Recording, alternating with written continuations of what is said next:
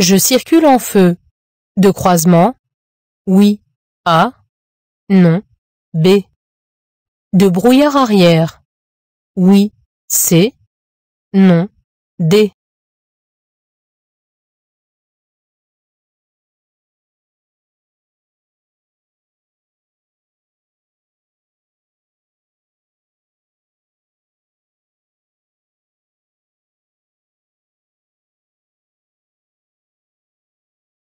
Partant de brouillard, l'utilisation des feux de croisement au minimum est obligatoire. Allumer les feux de brouillard arrière est autorisé, mais pas obligatoire. Toutefois, il est vivement conseillé de les utiliser afin que les usagers qui me suivent perçoivent mon véhicule. Dans ces conditions, je circule donc en feu de croisement et en feu de brouillard arrière. Si mon véhicule est équipé de feux avant de brouillard, je peux aussi les utiliser en remplacement ou en complément des feux de croisement. J'augmente la vitesse de fonctionnement des essuie-glaces. Oui. A. Non. B.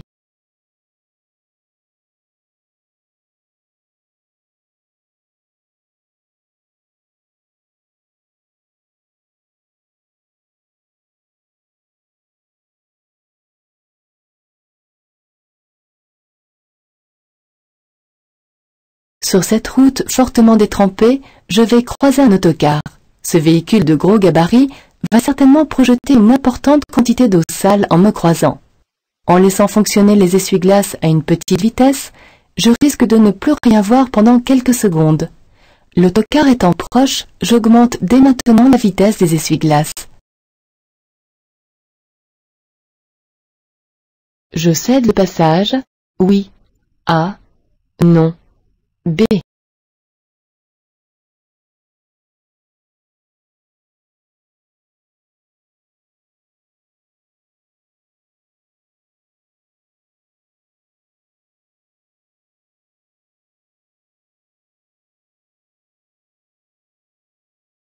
Le signal octogonal vu de dos m'informe que les voitures qui viennent de droite rencontrent un stop.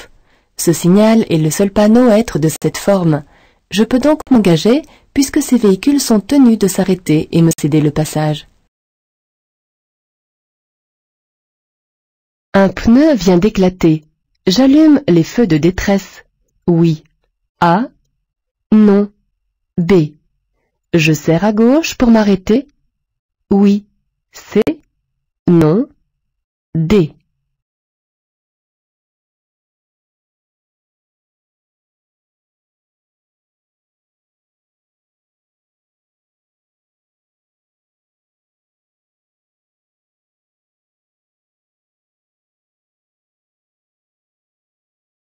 Si un pneu éclate, j'allume immédiatement les feux de détresse afin d'avertir les autres usagers de l'incident. Je regagne la voie du milieu qui est libre. Je ralentis progressivement sans freiner et je me rangerai sur la bande d'arrêt d'urgence dès que possible. En m'arrêtant du côté gauche, je risquerais de provoquer une collision particulièrement grave avec des véhicules lancés à pleine vitesse sur la voie de dépassement.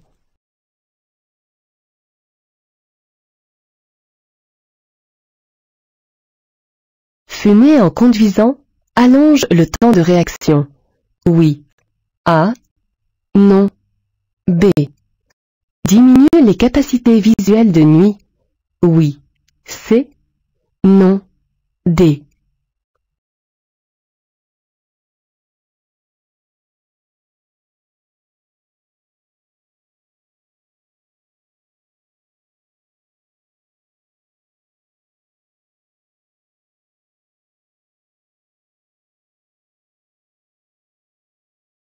Les gestes qui interfèrent avec la conduite, allumer une cigarette, jeter les cendres, ne sont pas la seule raison du danger de fumer en conduisant. L'oxyde de carbone de la fumée réduit les capacités du conducteur, car il augmente le temps de réaction et diminue les capacités visuelles de nuit. Si je ne peux pas me passer de cigarette, j'ouvre les vitres pour ventiler, ou mieux encore, je fais des pauses fréquentes pour ne pas fumer dans la voiture. Après avoir croisé la voiture, je pourrais allumer les feux de route. Oui. A. Non. B.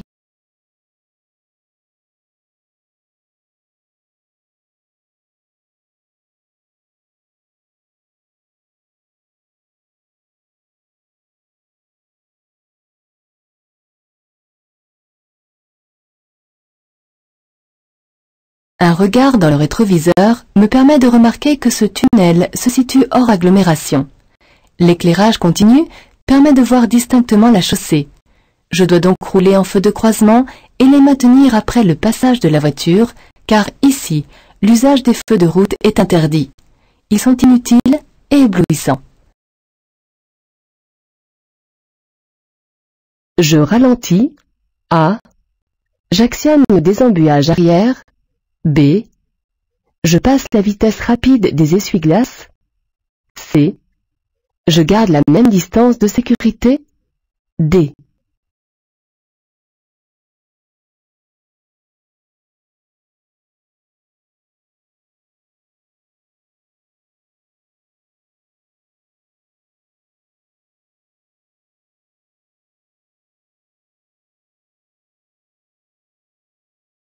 La voiture devant moi envoie d'importantes projections d'eau sur le pare-brise. Je ralentis pour m'en éloigner.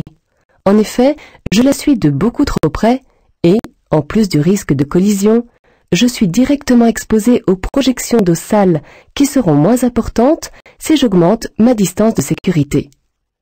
J'actionne les essuie-glaces avant à la vitesse la plus rapide. La buée sur la vitre arrière m'empêchant de bien voir, je fais donc fonctionner le désembuyage de cette vitre en complément de l'essuie-glace arrière. Pour emprunter la bretelle de sortie, je ralentis dès maintenant. Oui. A. Non. B.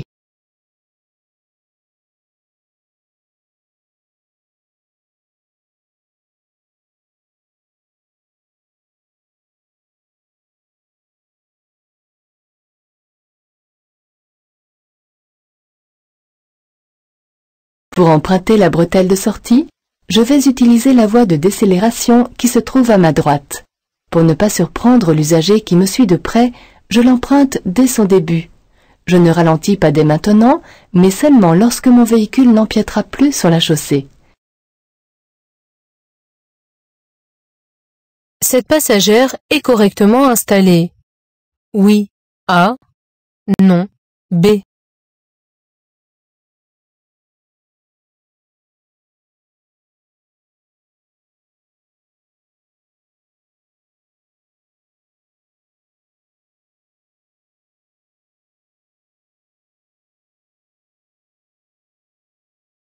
La ceinture de sécurité de cette passagère est vrillée. En cas de choc, elle peut devenir coupante, ce qui aggraverait les blessures. Pour que cette personne soit en sécurité, sa ceinture doit reposer bien à plat, en travers de la poitrine. En diminuant ma vitesse de pointe, j'économiserai du carburant.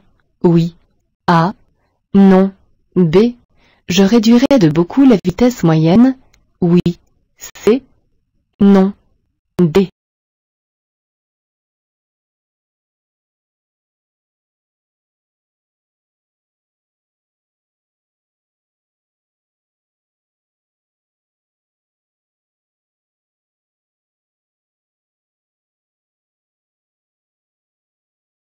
En diminuant ma vitesse de pointe, j'économiserai du carburant tout en ne réduisant que de très peu ma vitesse moyenne. En roulant sur autoroute à une vitesse stabilisée de 150 au lieu de 130 km/h sur une distance de 100 km, j'augmente considérablement ma consommation de carburant alors que je n'arriverai à destination que 6 minutes plus tôt. Mais en réalité, ce gain de temps est beaucoup moins important car les conditions de circulation ne permettent pas de rouler toujours à vitesse stabilisée. Mon véhicule tombe en panne. J'allume les feux de détresse. Oui. A. Non. B. J'enfile mon gilet de sécurité. Oui. C. Non. D.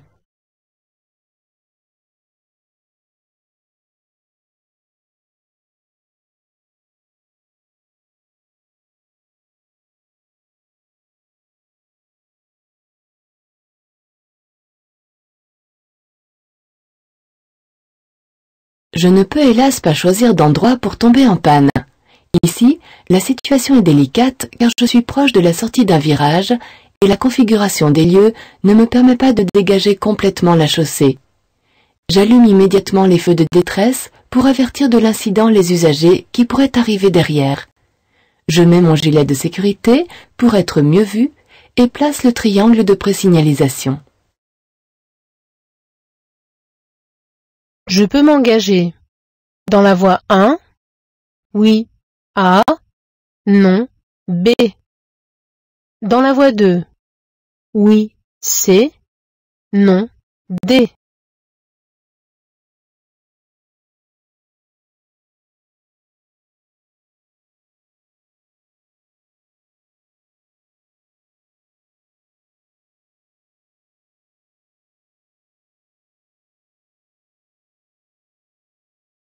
La voie numéro 1 est la voie normale de circulation. Je peux continuer tout droit pour m'y engager. Ce panneau indique que la voie numéro 2 est une voie verte. C'est une voie réservée aux piétons et aux véhicules non motorisés.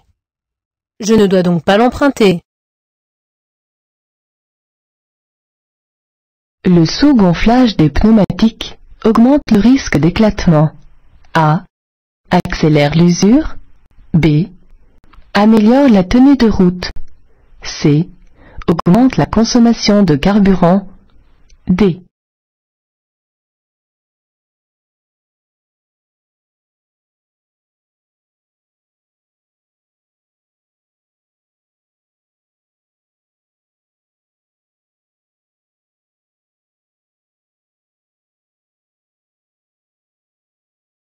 Le sous-gonflage des pneumatiques augmente considérablement le risque d'éclatement, surtout à vitesse élevée, car il entraîne un échauffement important de la carcasse interne. Il entraîne aussi une dégradation de la tenue de route, une augmentation de la consommation de carburant et une accélération de l'usure des pneus, notamment sur les côtés. Voilà pourquoi il est beaucoup plus dangereux de rouler avec des pneus insuffisamment gonflés que trop gonflés. Je vais devoir céder le passage à droite. A. Céder le passage à gauche. B. M'arrêter. C. Ralentir. D.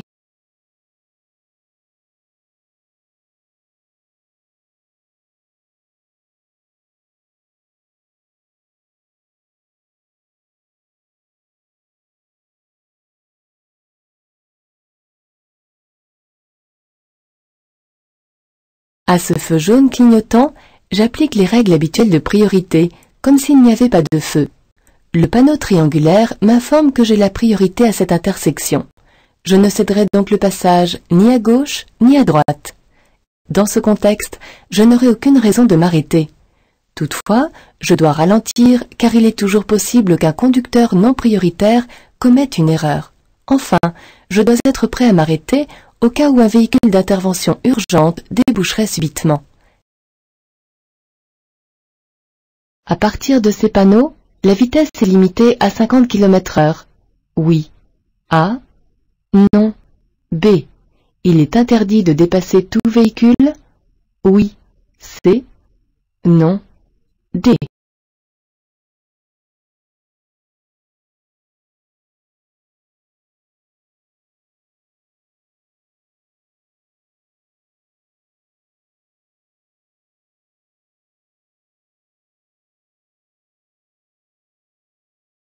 La signalisation indiquant l'entrée d'une agglomération, la vitesse est limitée à 50 km/h à partir de ces panneaux.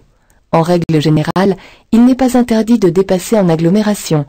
Ici, la ligne de dissuasion autorise le dépassement des véhicules très lents. L'e-constat a la même valeur que le constat papier. Oui. A. Non. B.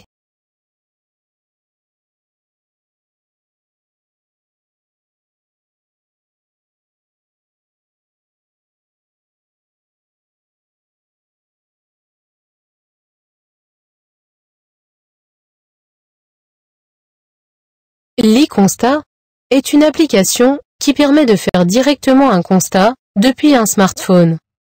Effectué ainsi, il a la même valeur que la version papier. Toutefois, il n'est utilisable que pour les accidents matériels ayant lieu sur le territoire français et impliquant au maximum 2 véhicules immatriculés en France. Ce voyant vient de s'allumer. Je peux m'arrêter sur l'accotement de droite. Oui. A. Non. B.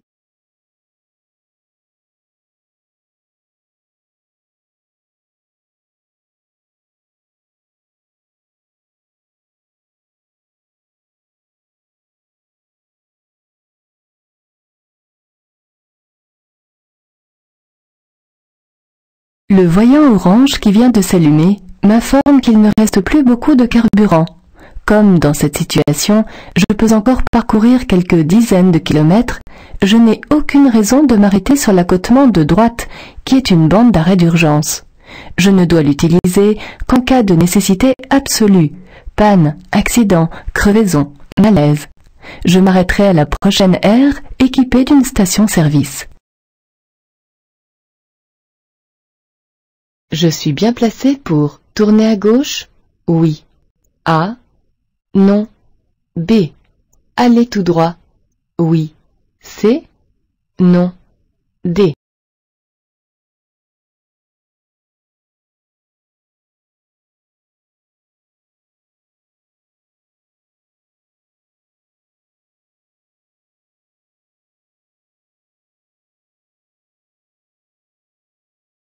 La ligne transversale mixte devant moi confirme que je circule sur une chaussée à sens unique. En effet, la ligne continue, située de l'autre côté, interdit d'entrer dans cette rue en sens inverse, et le panneau vu de dos est certainement à sens interdit. Serrant le bord gauche, je suis bien placé pour tourner à gauche. Mais pour aller tout droit, je ne suis pas bien placé, car je devrais être à droite. Pour tourner à droite, je resterai dans cette voie. Oui. A. Non. B.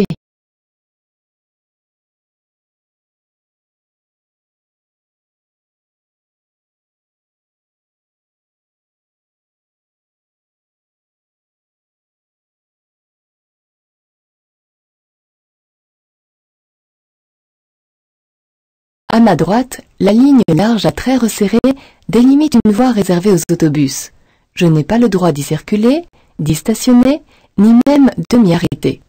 Les flèches directionnelles m'informent que la voie où je circule n'est prévue que pour les usagers qui tournent à droite.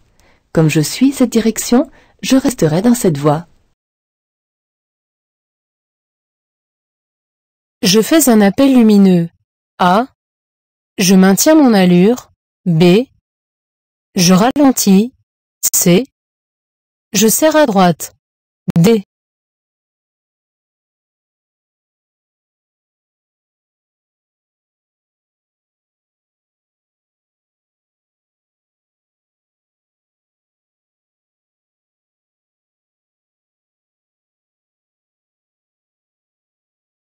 En face, un motocycliste, qui remonte la file de véhicules, est à cheval sur les 2 voies.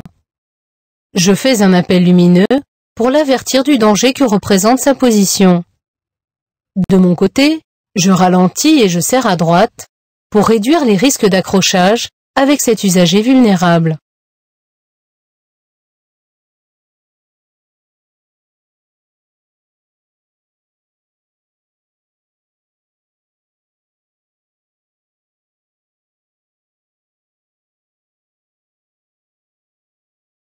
Après avoir dépassé les camions, je pourrais rester dans cette voie. Oui. A. Non. B.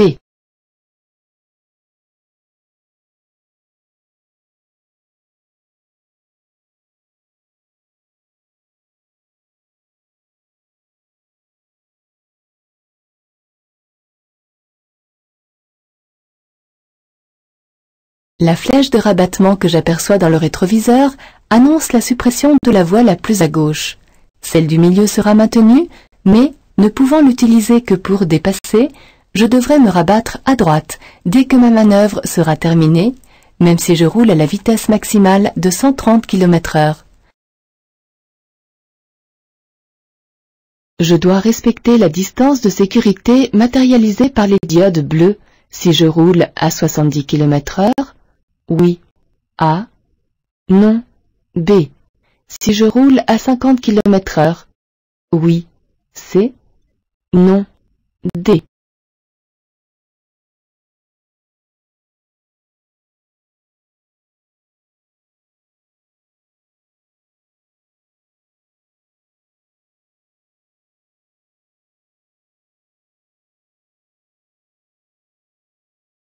Dans les tunnels, quand une distance de sécurité est imposée, je dois la respecter à l'arrêt comme en circulation, quelle que soit la vitesse à laquelle je roule.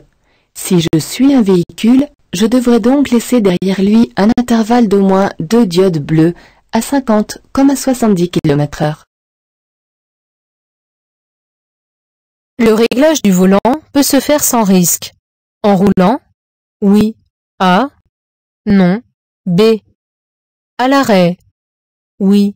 C. Non. D.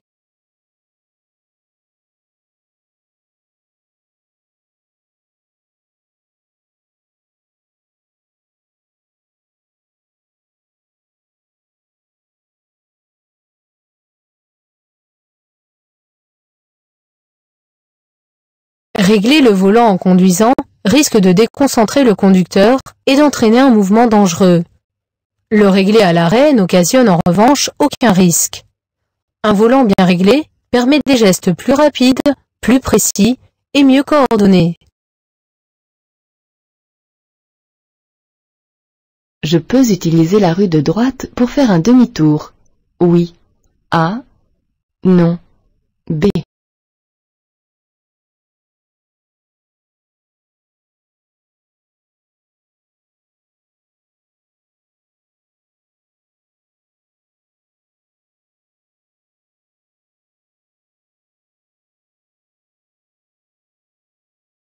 La ligne transversale de stop occupant toute la largeur de la route et qui débouche de droite, ainsi que le signal que je devine, m'informe que cette route est en sens interdit. Je ne dois donc pas m'y engager, même pour faire un demi-tour à son entrée. Un usager arrivant en sens inverse risquerait d'être surpris par ma présence.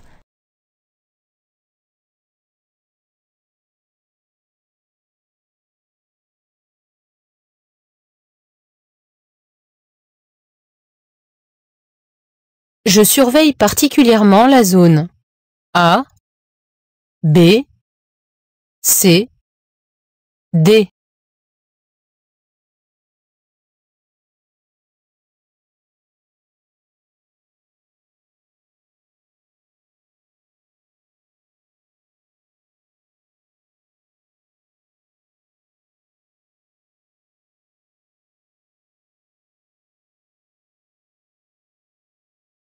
Un motocycliste est sur le point de me dépasser en interfile. Il n'apparaît plus dans le rétroviseur extérieur gauche car il est caché dans l'angle mort. Il reste néanmoins visible en raison de son ombre projetée au sol. C'est la zone A qui est à surveiller particulièrement. Je reste serré à droite dans ma voie pour lui laisser un couloir de sécurité. Je regarde régulièrement autour de moi et dans mes rétroviseurs pour anticiper les remontées d'autres motocyclistes.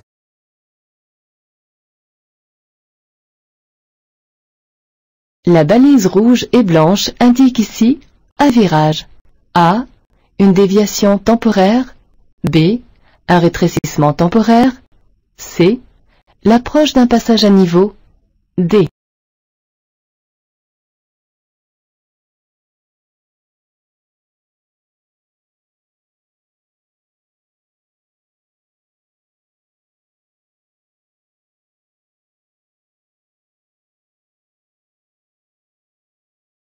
La balise rouge et blanche n'indique ni un virage ni l'approche d'un passage à niveau.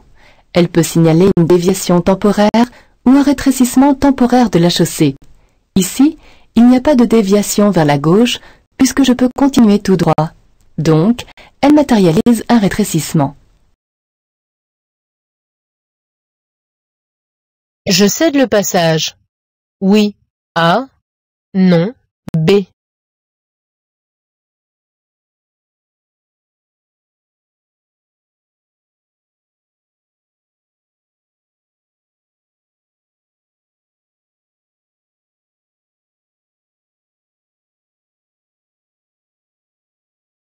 Un véhicule des pompiers est toujours prioritaire lorsqu'il effectue une intervention urgente. C'est le cas ici, car ses gyrophares bleus fonctionnent. Ce véhicule s'apprête à démarrer puisque ses clignotants gauche sont allumés. Comme il est prioritaire, je dois lui céder le passage. Ce camion tracte une remorque? Oui. A. Non. B. Transporte des matières dangereuses? Oui. C. Non. D.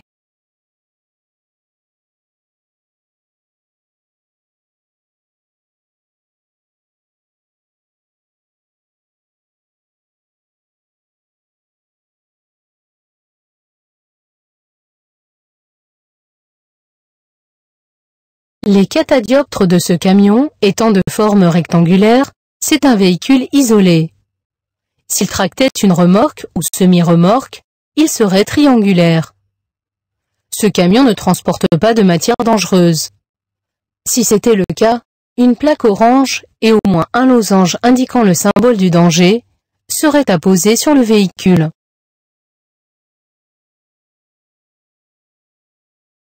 Je cède le passage? Oui. A. Non. B.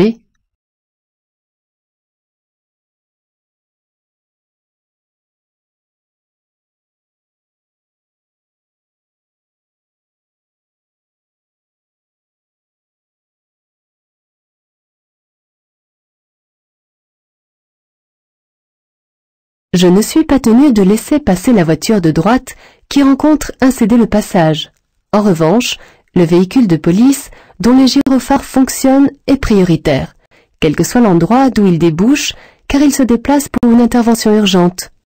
Je dois donc lui céder le passage, même s'il vient de gauche.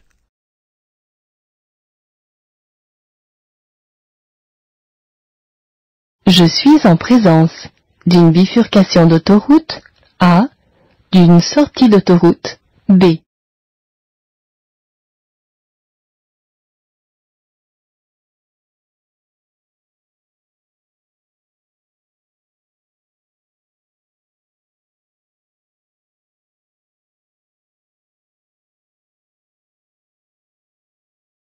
Ces panneaux bleus vous indiquent une bifurcation d'autoroute. Les sorties d'autoroute sont matérialisées par des panneaux blancs, souvent complétés par des panneaux verts. Si vous allez en direction de Dijon, vous emprunterez une voie de décélération et circulerez sur l'autoroute A311. Vous devrez alors actionner votre clignotant et respecter la limitation de vitesse. Ce signal annonce une voie sans issue. A. Une zone de stationnement. B. Une voie de stockage. C. Une voie de détresse. D.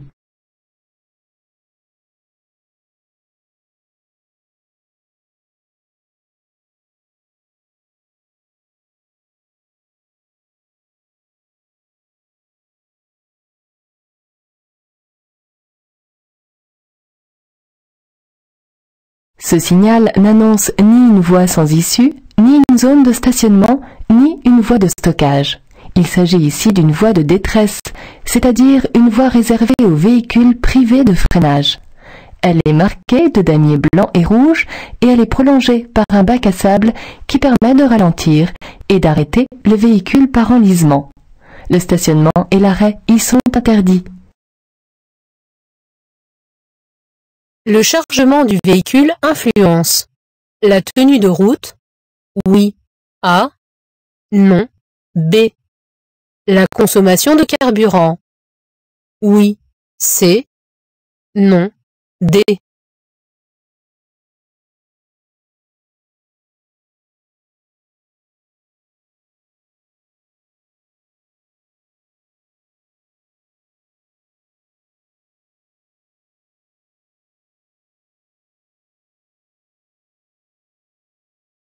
Un véhicule trop chargé a une moins bonne tenue de route, notamment en raison des pneus et des amortisseurs qui sont soumis à rude épreuve. Ils jouent donc moins bien leur rôle. Plus le véhicule est chargé, plus l'énergie pour le déplacer est importante. Par conséquent, la consommation de carburant va sensiblement augmenter.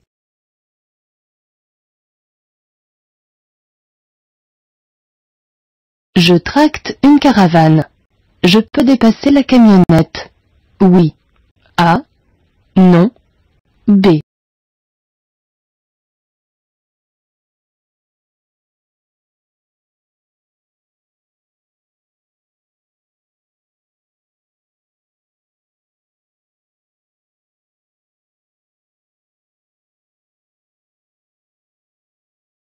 Lorsqu'une route à sens unique comporte 3 voies ou plus, il est interdit aux conducteurs des véhicules de plus de 7 mètres de long d'emprunter d'autres voies que les 2 voies de droite.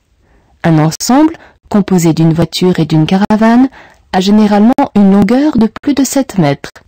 La manœuvre de dépassement vous obligerait à utiliser la 3e voie. Vous ne pouvez donc pas dépasser cette camionnette. Je ralentis. Oui. A. Non. B.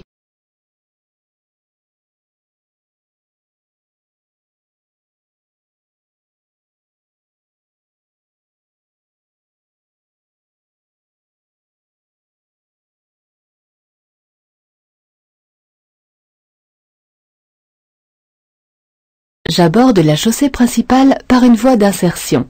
Dans le rétroviseur, je ne vois arriver aucun véhicule. Par conséquent, je ne ralentis pas. Au contraire, j'accélère pour m'insérer à une vitesse proche de celle où je circulerai sur cette route.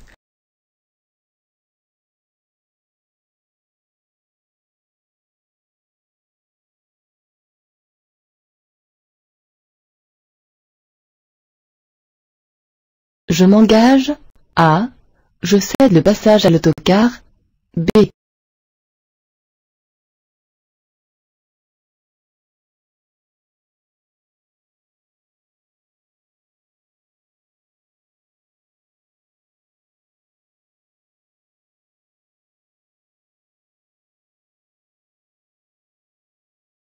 La ligne transversale à droite m'indique que l'autocar rencontre un cédé le passage. Ce dernier est donc tenu de me laisser passer. Je m'engage. Avec ce dispositif, il est possible d'ouvrir la voiture sans mettre la clé dans la serrure. Oui. A. Non. B.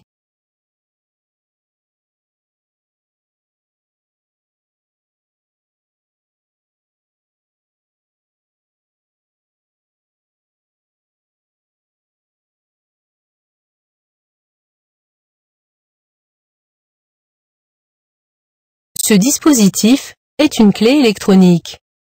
Elle permet d'ouvrir ou de fermer à petite distance toutes les portes de la voiture. Le coffre peut s'ouvrir et se fermer séparément au moyen de cette même carte. Il est donc possible d'ouvrir la voiture sans mettre de clé dans la serrure.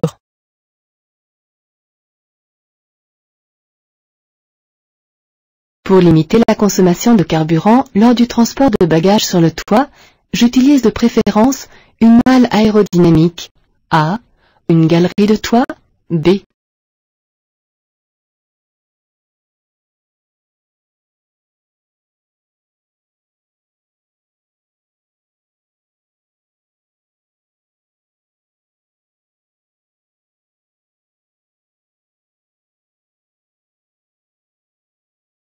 La forme des malles aérodynamiques est étudiée pour faciliter l'écoulement de l'air et ainsi limiter la consommation de carburant.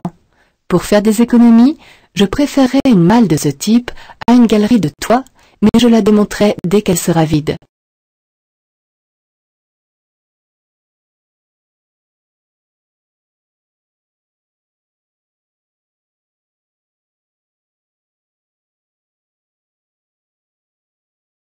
L'absence de marquage modifie les règles de priorité. Oui. A. Non. B. Je m'engage dans le carrefour. Oui. C. Non. D.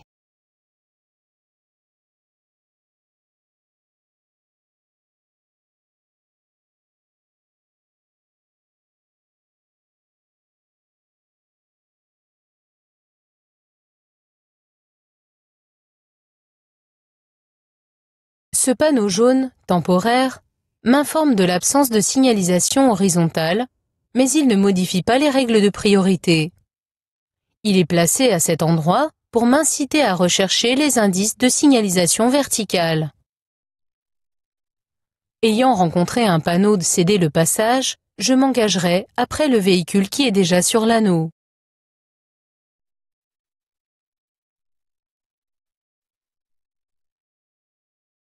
Je klaxonne, oui.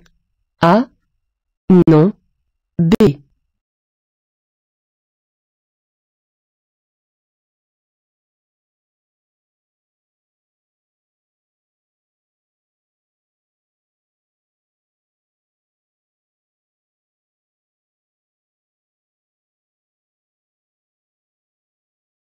La fumée qui émane du pot d'échappement de la deuxième voiture et son feu de marche arrière indique qu'elle recule.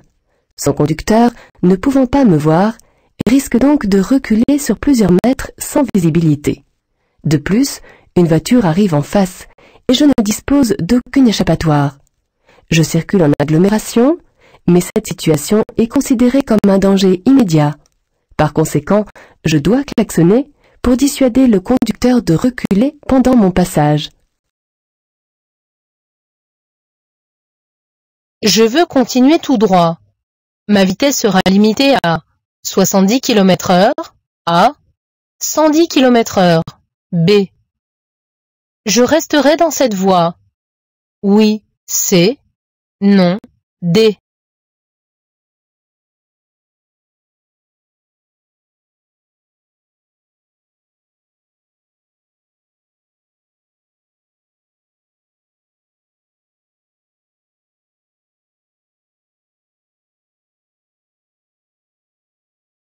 Le panneau indique une limitation de vitesse à 70 km/h. Le panonceau précise que cette limitation concerne uniquement les usagers qui vont tourner à droite. Comme je continue tout droit, je ne suis pas concerné par ce panneau. Les 4 voies de cette chaussée ne sont pas séparées par un terre-plein central, mais par une double ligne continue. La vitesse n'est donc pas limitée à 110, mais à 90 km/h. Le panonceau précise aussi que les usagers qui veulent tourner à droite rencontreront une voie de stockage un peu plus loin. Sur la voie la plus à droite, je suis bien placé pour continuer tout droit. Par conséquent, je resterai dans cette voie.